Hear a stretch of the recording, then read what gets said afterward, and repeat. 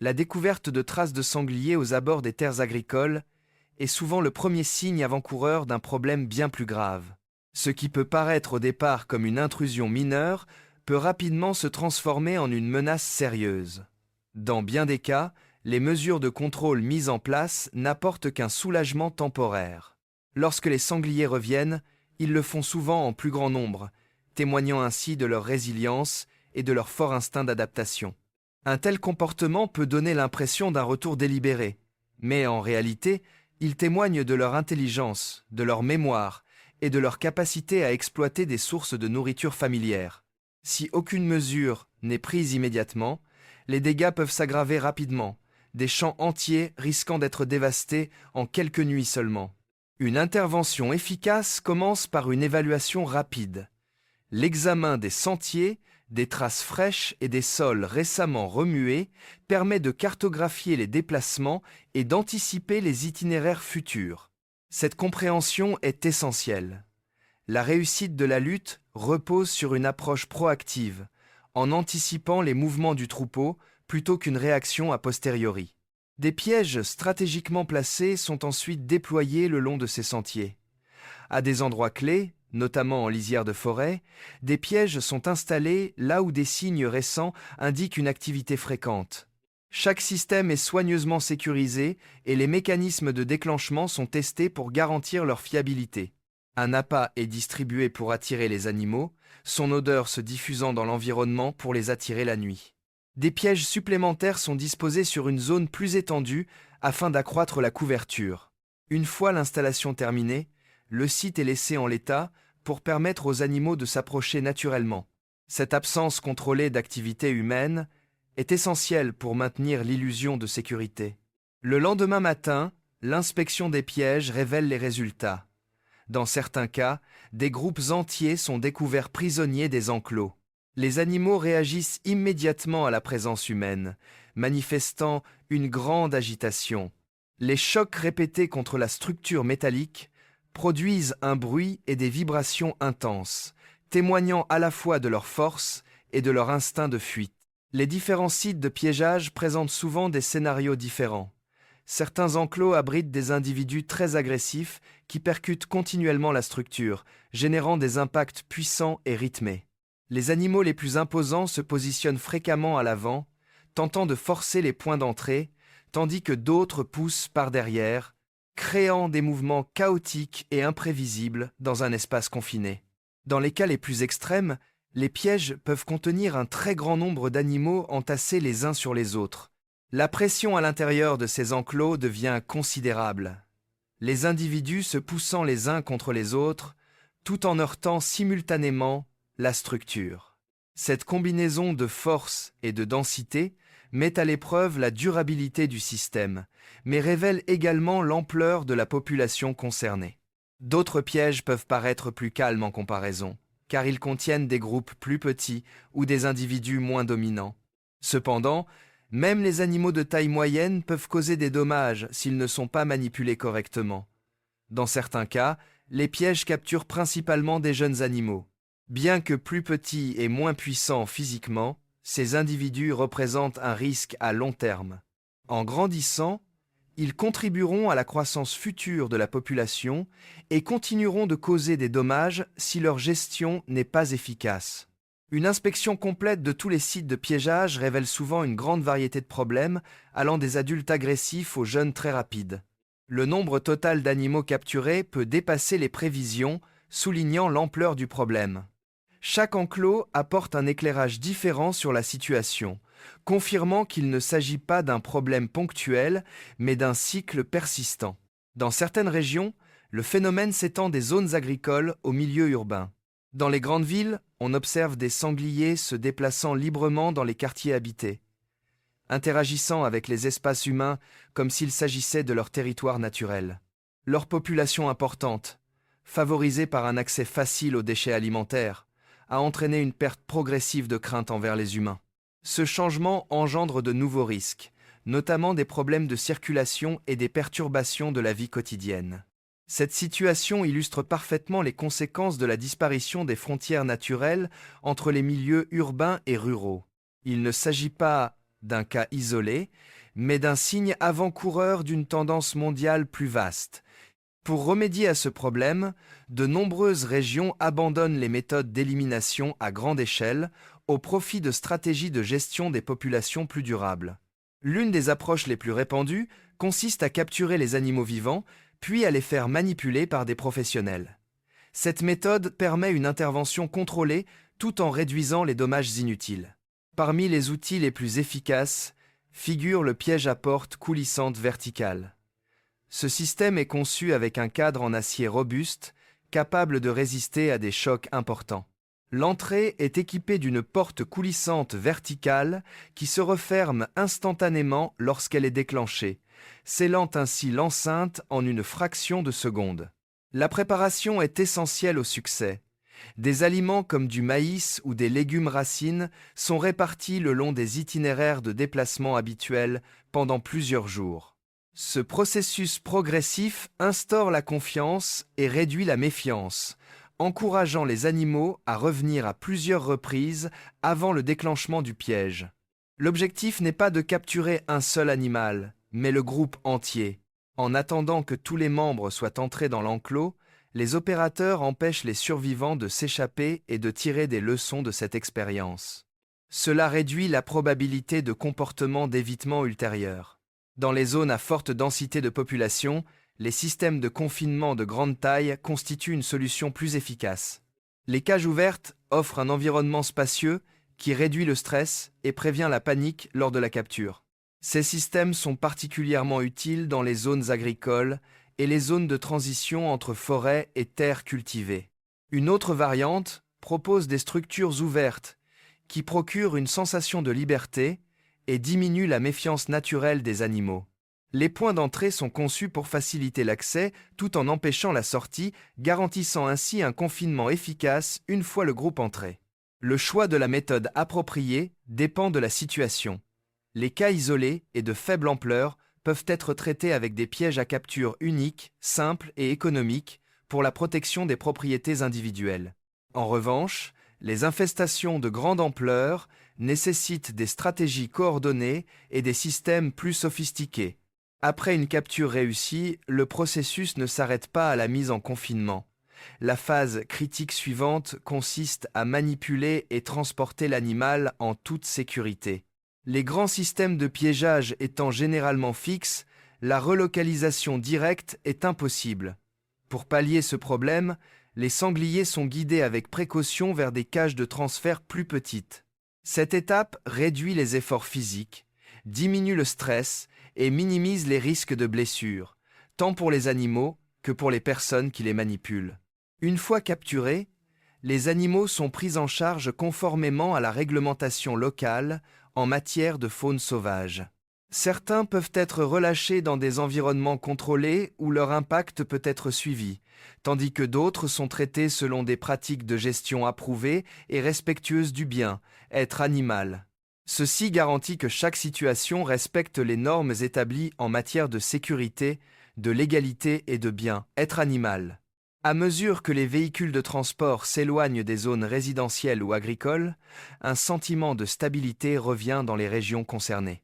La menace immédiate est écartée et l'opération se termine de manière maîtrisée et responsable. Ces systèmes de piégeage représentent bien plus que de simples solutions techniques.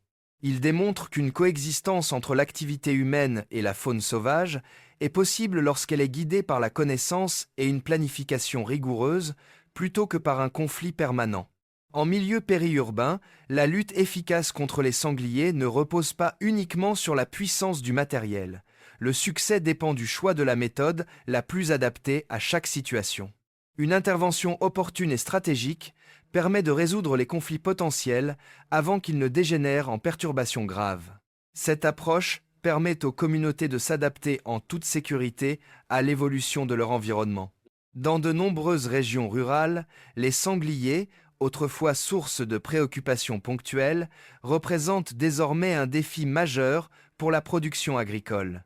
Leurs agissements entraînent d'importants dégâts aux cultures, la destruction des systèmes d'irrigation et une pression financière constante sur les propriétaires fonciers. Toutefois, le problème le plus préoccupant réside dans leur remarquable capacité d'adaptation. Méthodes de lutte traditionnelles perdent souvent en efficacité, car ces animaux apprennent rapidement à les reconnaître et à les éviter. Pour relever ce défi, les stratégies de gestion de la faune sauvage ont évolué vers une approche plus globale. Au lieu de cibler des individus, l'accent est désormais mis sur la gestion de groupes entiers. Cette approche vise à perturber la structure sociale et comportementale du troupeau dans un court laps de temps. L'objectif n'est pas simplement d'augmenter le nombre de captures, mais de réduire l'impact à long terme en considérant le groupe dans son ensemble. Cette méthode repose sur 3 principes clés. Premièrement, la compréhension des schémas de déplacement permet un positionnement précis des systèmes de contrôle. Deuxièmement, attirer les animaux de manière calme et naturelle prévient la panique et maintient un comportement prévisible. Troisièmement, capturer l'ensemble du groupe simultanément évite de laisser derrière soi des individus capables de s'adapter et de revenir. Une solution courante consiste en un système d'enclos à grande échelle constitué de panneaux renforcés disposés autour d'une zone cible. Ces panneaux forment un parcours guidé, conduisant les animaux dans un espace contrôlé. La structure est installée par étapes pour garantir sa stabilité et sa fiabilité, chaque élément étant soigneusement fixé le long des voies de passage établies. Contrairement aux pièges manuels traditionnels, ce système fonctionne avec une grande précision et est télécommandé. Une fois assemblé, le mécanisme de la porte est soumis à des tests rigoureux. Il doit réagir instantanément et se fermer suffisamment vite pour empêcher toute évasion. Cette phase de préparation est essentielle pour réduire les erreurs techniques et optimiser l'efficacité du système. Le système repose sur des principes comportementaux plutôt que sur la contrainte. Au lieu d'exercer une pression, il fonctionne comme un environnement neutre où le troupeau peut se déplacer, se nourrir et interagir naturellement lors de plusieurs visites. Pendant ce temps, des outils de surveillance recueillent des données sur la taille du groupe, sa hiérarchie et ses déplacements. L'activation ne se produit pas à l'entrée d'un seul animal. Le système se déclenche uniquement lorsque le groupe entier est présent, y compris les individus dominants et les plus jeunes, et lorsqu'ils ne manifestent aucun signe d'inquiétude. Ce timing précis garantit que tous les animaux sont confinés simultanément. Juste avant le déclenchement, la scène semble parfaitement calme. Le groupe se nourrit tranquillement, sans manifester la moindre inquiétude. Puis, en une fraction de seconde, la porte se referme d'un seul geste, net et précis. Cette action soudaine et maîtrisée ne laisse aucune chance de fuite. Le facteur temps est crucial. En empêchant toute fuite, le système évite l'apprentissage d'un comportement d'évitement. Les autres groupes présents dans la zone ne reçoivent aucun signal d'alerte, ce qui permet à la méthode de rester efficace malgré des utilisations répétées. Cet avantage remédie à l'une des principales limites des techniques plus anciennes. Après la capture, la priorité absolue est d'assurer la stabilité de l'animal dans son enclos. L'espace est aménagé de façon à garantir une ventilation adéquate tout en limitant les mouvements excessifs. Une observation continue permet de repérer tout signe de blessure ou de détresse et d'intervenir immédiatement si nécessaire. Le transport est ensuite effectué à l'aide de véhicules spécialisés conçus pour un déplacement sûr et contrôlé. Chaque étape, de la capture à la relocalisation, est gérée avec précision, car même des erreurs mineures à ce stade peuvent engendrer des risques importants. Dans la gestion moderne de la faune sauvage, le contrôle des populations de sangliers n'est pas une simple mesure réactive. Il s'inscrit dans une stratégie plus large, visant à une protection agricole durable.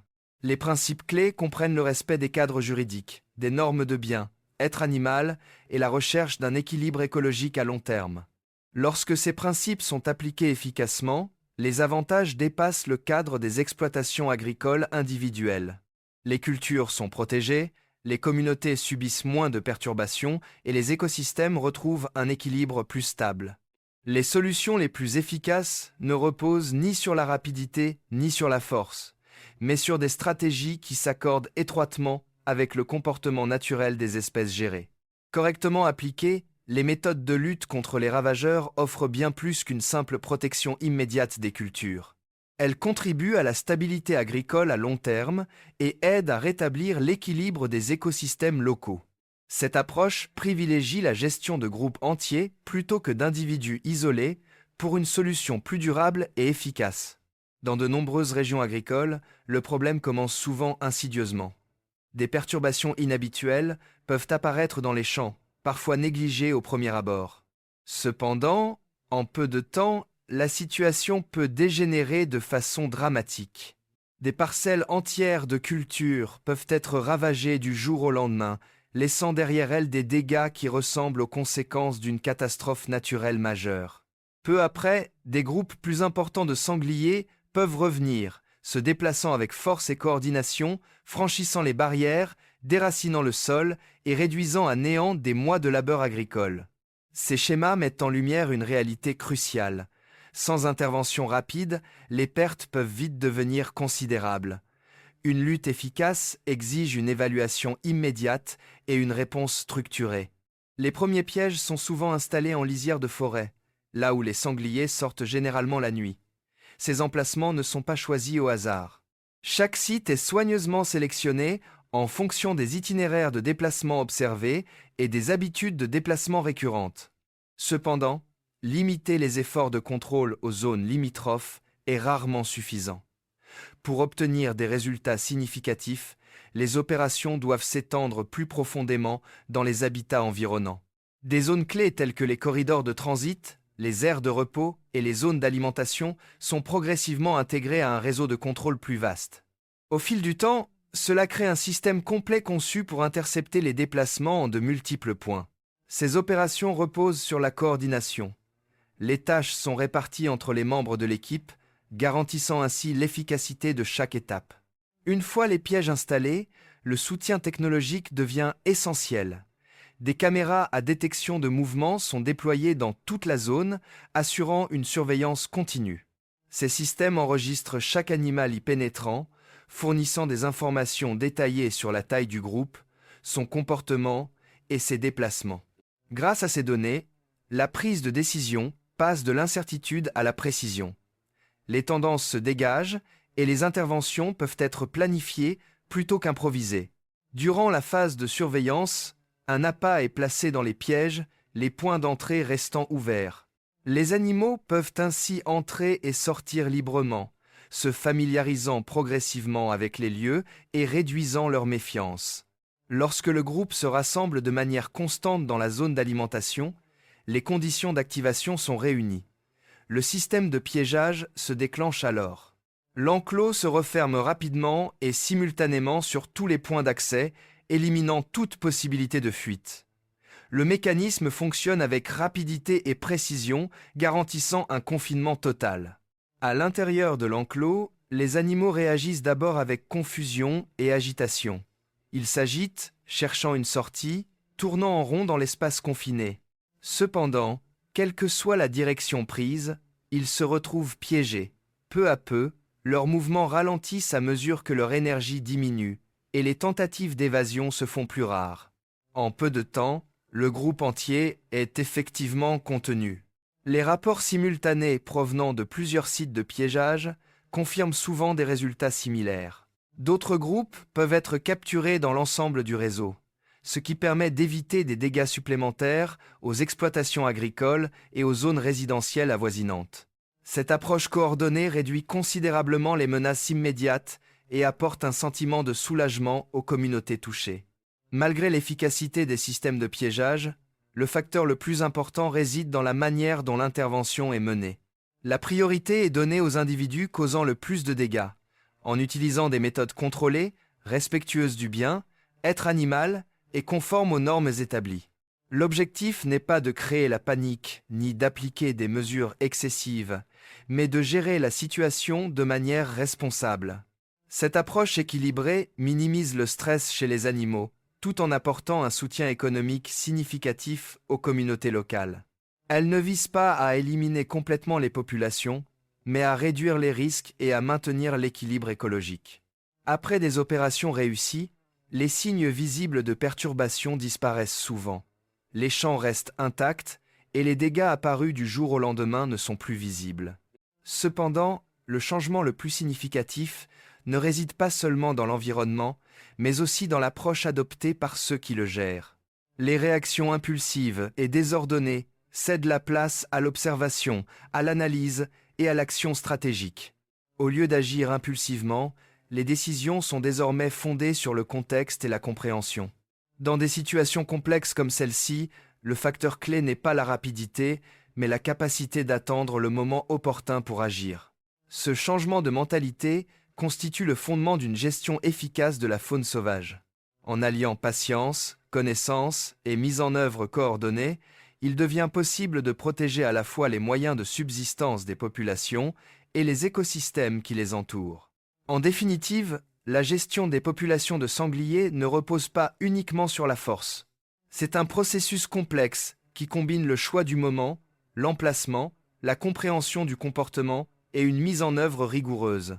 Chaque outil, des cages rudimentaires aux grands enclos, joue un rôle précis au sein d'une stratégie globale. L'objectif principal demeure inchangé: protéger les terres agricoles, préserver les milieux de vie et rétablir l'équilibre entre les activités humaines et la faune sauvage. Sans ces efforts, la frontière entre les deux continuera de s'estomper, aggravant les conflits et les risques au fil du temps. Dans de nombreuses régions rurales des États-Unis, les sangliers ne sont plus considérés comme une menace lointaine ou occasionnelle. Ils représentent désormais un défi permanent et urgent pour la production agricole. Les cultures sont déracinées du jour au lendemain, les systèmes d'irrigation sont endommagés et les clôtures sont régulièrement brisées. Les agriculteurs sont pris dans un cycle incessant de réparation et de défense, souvent avec un succès limité. Cependant, la principale préoccupation des autorités chargées de la gestion de la faune sauvage n'est pas seulement l'ampleur des dégâts, mais aussi la remarquable rapidité avec laquelle ces animaux s'adaptent. Les méthodes de contrôle traditionnelles, autrefois efficaces, sont désormais rapidement repérées et évitées. De ce fait, un changement de stratégie s'impose. Au lieu de cibler des animaux individuellement, la gestion moderne de la faune sauvage s'attache à maîtriser le groupe entier, appelé voler. Cette approche ne vise pas à augmenter le nombre de captures, mais à perturber la structure comportementale du groupe le plus rapidement possible. L'efficacité de cette méthode repose sur 3 facteurs essentiels: la compréhension des déplacements des animaux, leur attraction de manière naturelle et non menaçante, et la capture simultanée de l'ensemble du groupe. L'application de cette stratégie permet une réduction plus efficace des populations. C'est une minimisation des comportements d'adaptation et une protection durable des terres agricoles. Aux États-Unis, une solution largement répandue consiste en un système de piégeage à grande échelle de type enclos, conçu pour gérer des groupes entiers plutôt que des animaux isolés. Ce système est constitué de panneaux interconnectés disposés autour d'une zone ciblée. Ces panneaux sont soigneusement positionnés le long de couloirs de circulation prédéfinis, guidant les animaux vers un espace contrôlé.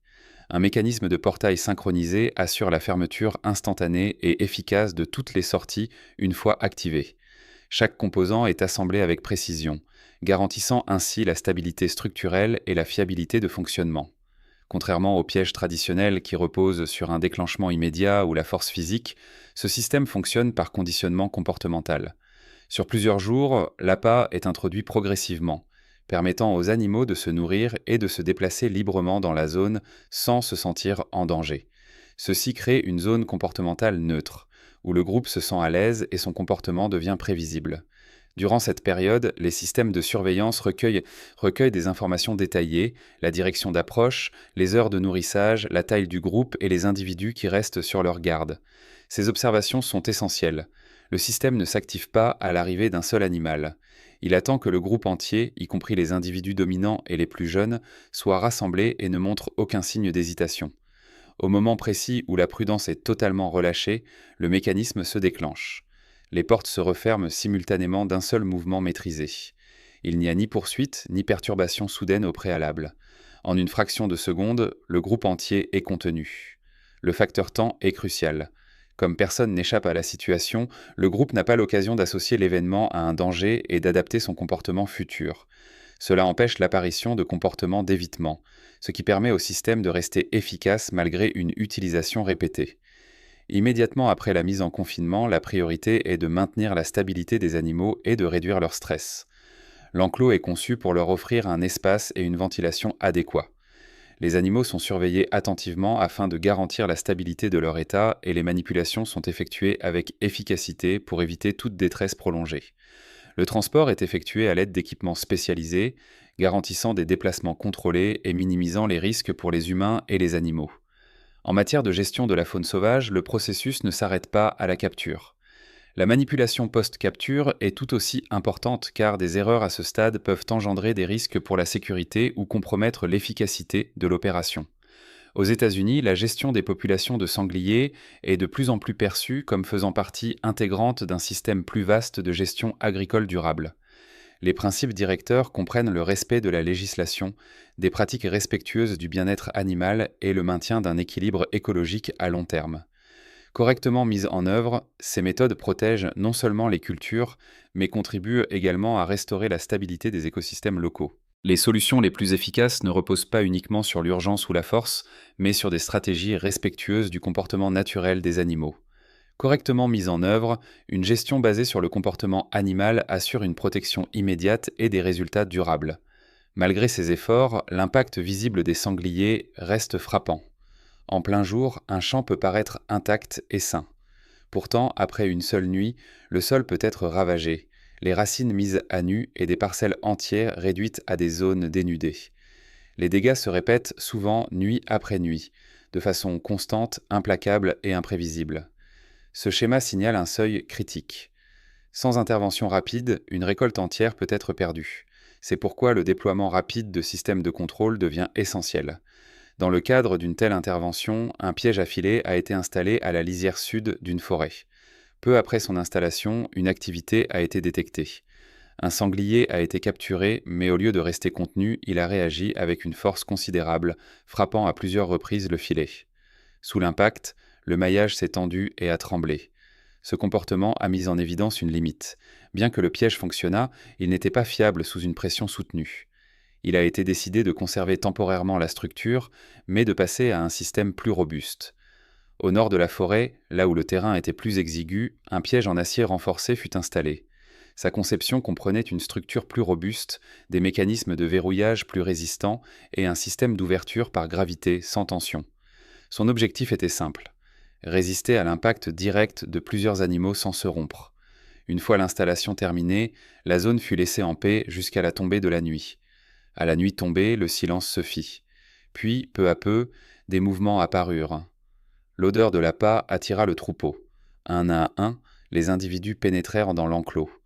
Lorsque les derniers membres y entrèrent et que le groupe fut au complet, le système s'activa. La porte se referma d'un geste net et précis, signalant la capture réussie de l'ensemble du groupe. Cette séquence illustre un principe fondamental de la gestion moderne de la faune sauvage.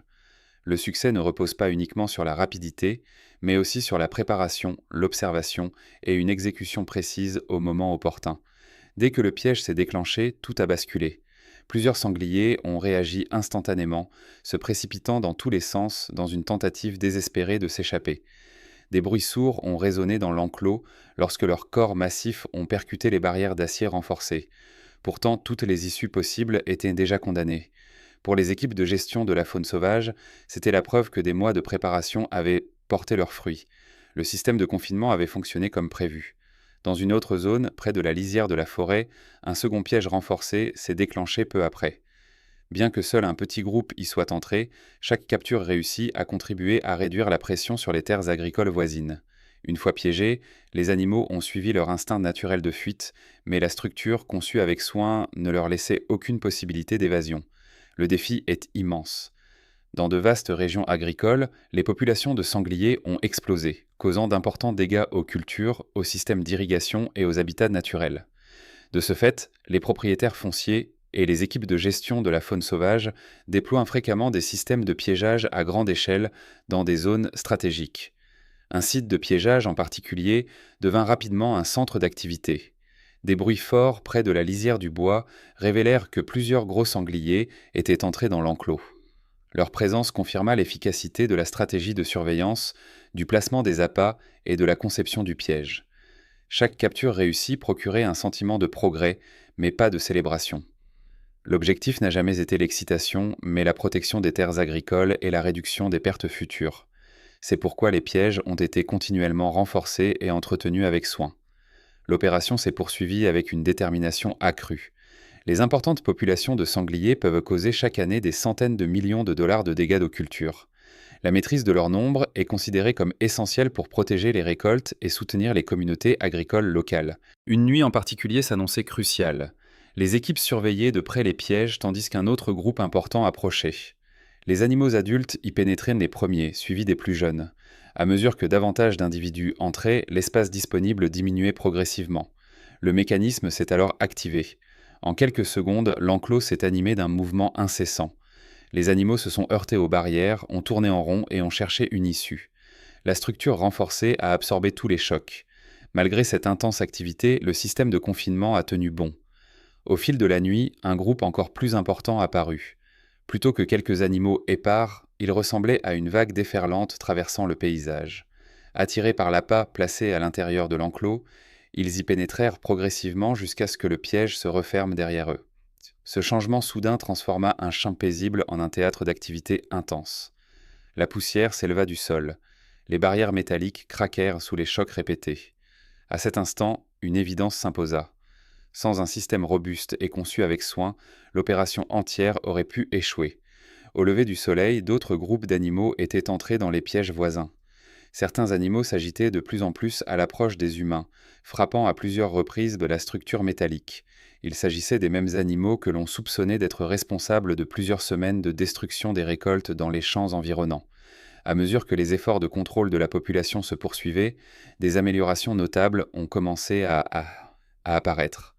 Les nouveaux signes de dégâts sont devenus moins fréquents. Les zones nouvellement plantées sont restées intactes.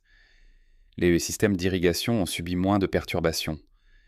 Il ne s'agissait pas simplement de capturer des animaux sauvages. Cela s'inscrivait dans un effort plus vaste de protection de la production agricole. Les experts expliquent qu'une fois qu'ils ont trouvé une source de nourriture fiable, les sangliers y reviennent souvent régulièrement. Leur intelligence, leur capacité d'adaptation et leur instinct de survie aigu en font l'un des ravageurs agricoles les plus difficiles à gérer. C'est pourquoi une lutte efficace repose non seulement sur un matériel performant, mais aussi sur une intervention opportune de la patience et une planification stratégique. Dans un grand ranch confronté à de graves pertes agricoles, la situation était devenue de plus en plus critique. De vastes étendues de terres cultivées subissaient des dégâts continus. Les champs étaient ravagés du jour au lendemain. Les infrastructures d'irrigation étaient détruites à répétition. Les jeunes plants de maïs et de soja disparaissaient souvent en quelques heures. Plutôt que de recourir à la force, les gestionnaires de la faune ont privilégié la technologie et la stratégie. Des caméras de surveillance à distance placées à proximité de plusieurs grands pièges ont fourni des mises à jour en temps réel tout au long de la nuit. Des attractifs spéciaux, combinant des odeurs puissantes à des appâts à base de céréales, ont incité les animaux à explorer la zone. Peu avant l'aube, des mouvements sont apparus sur les écrans de surveillance. Des silhouettes sombres ont émergé du paysage environnant et sont entrées prudemment dans la zone de piégeage. Le silence régnait. Rien n'indiquait que les animaux aient aperçu un danger. Les opérateurs attendirent impatiemment. D'autres animaux entrèrent, puis, au moment précis, le piège se déclencha. La porte se referma brusquement, anéantissant toute possibilité d'évasion. Le bruit soudain brisa le silence, les animaux piégés réagissant aussitôt. Pendant plusieurs minutes, l'enclos fut empli d'agitation et de confusion avant que le groupe ne se calme enfin. Une inspection de terrain a confirmé le résultat. L'ensemble de la colonie, y compris plusieurs individus exceptionnellement grands, avait été capturé avec succès. La pression augmentant dans une zone, les données de surveillance ont révélé que certains groupes se déplaçaient vers des terrains plus bas. Pour s'adapter, des pièges octogonaux supplémentaires ont été installés le long des voies de passage fréquentées menant au point d'eau. Des traces récentes dans le sol indiquaient une activité fréquente, rendant l'emplacement idéal pour la phase suivante de l'opération. Plus tard dans la soirée, une autre alerte retentit. Un groupe important d'animaux était entré dans l'un des pièges nouvellement installés. Ils se déplaçaient avec prudence, explorant chaque recoin de l'enclos. Le timing était crucial. Les opérateurs attendaient, ni trop tôt, ni trop tard. Puis le système fut activé. La structure trembla sous la force du mouvement brusque, tandis que les animaux tentaient de comprendre ce qui s'était passé. Pendant plusieurs minutes, l'enclos résonna des chocs et des mouvements rapides avant que le calme ne revienne peu à peu. Moins de 2 heures plus tard, une autre alerte est parvenue. un deuxième groupe était entré dans un piège voisin. Cette fois, les animaux semblaient plus prudents, mais le résultat fut le même. Le piège s'est déclenché avec succès, permettant de maîtriser une autre partie de l'opération. 2 grands groupes, une nuit. Un progrès significatif dans la protection des précieuses terres agricoles contre l'un des fléaux les plus persistants de l'agriculture.